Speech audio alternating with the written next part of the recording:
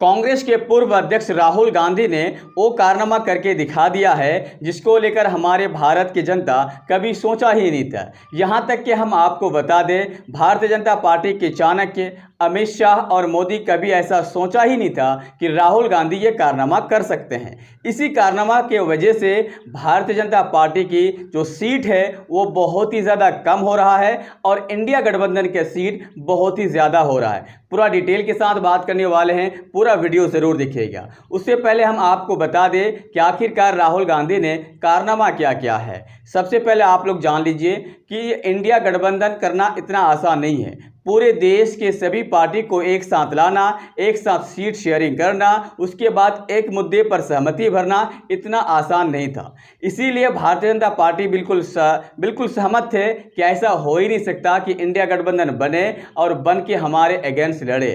अमित शाह और मोदी को ऐसा कल्पना में भी नहीं सोचा होगा, लेकिन ऐसा हो चुका है। और राहुल गांधी ने जो प्रस्ताव अभी रखा है वो ऐसा प्रस्ताव है जिसको लेकर पूरे विपक्ष की जो पार्टी है वो सहमत है। सीट शेयरिंग को लेकर सहमत है।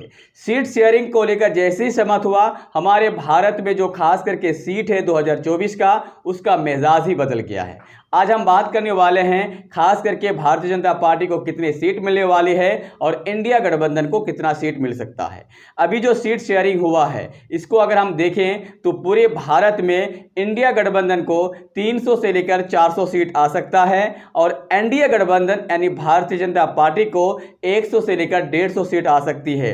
मतलब 2024 में इंडिया गठबंधन सरकार में काबिज होंगे और मोदी सरकार 2024 में निकल जाएंगे।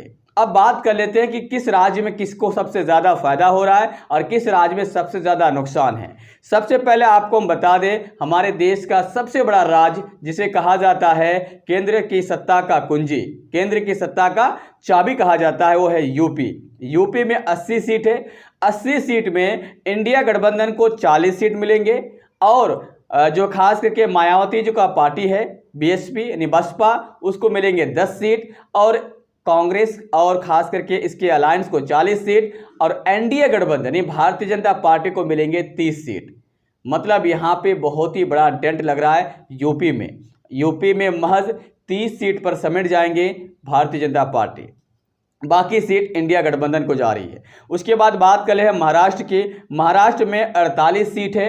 48 सीट में इस बार भारतीय जनता पार्टी को महज 18 सीट मिलने की संभावनाएं हैं और 30 सीट इंडिया गठबंधन को जाएगी। हालांकि हम आपको बता दें, महाराष्ट्र में जो सरकार है वो भारतीय जनता पार्टी की सरकार है। वहाँ के जो 2 पार्टी है उसको तोड़कर अपने साथ मिला लिए, फिर भी यह हालत है। तो समझ लीजिए कि बीजेपी का कितना बुरा दौर चल रहा है। उसके बाद बिहार की बात कर लें। बिहार में नीतीश कुमार आरजेडी और इंडिया गठबंधन कह सकते हैं, उसको मिलेंगे 30 सीट और भारतीय जनता पार्टी को मिलेंगे 10 सीट। गुजरात जो बीजेपी का गढ़ कहा जाता है, इस बार गुजरात में भी बीजेपी को मात्र 15 सीट मिलेंगे और इंडिया गठबंधन यानी कांग्रेस को 11 सीट मिलेंगे। मतलब इस बार गुजरात में भी डेंट लगने वाला है।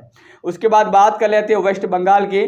पश्चिम बंगाल में 42 सीट हैं। 42 सीट में मात्र महज 4 सीट ही इंडिया जो है भारतीय जनता पार्टी जीत पाएंगे। बाकी सारे के सारे सीट इंडिया गठबंधन के पास जाएंगे यानी ममता बनर्जी के पास जाएंगे। उसके बाद आता है एमपी यानी मध्य प्रदेश। शिवराज सिंह की सरकार है। शिवराज सिंह सरकार से वहाँ पे जनता बहुत ही ज़्यादा परेशान है, जिसकी वजह से उसको नुकसान हो रहा है। 24 सीट में महज 9 सीट ही भारतीय जनता पार्टी लेके आएंगे।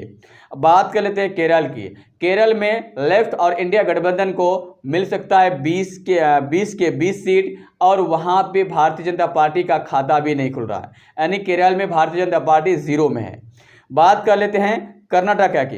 कर्नाटका में 28 सीट हैं और वहाँ पे अभी कांग्रेस जीते हैं, जिसके कारण वहाँ पे बहुत ही बड़ा फायदा मिल रहा है। 28 में से 26 सीट 26 सीट जो है खास करके इंडिया गठबंधन को मिलेंगे।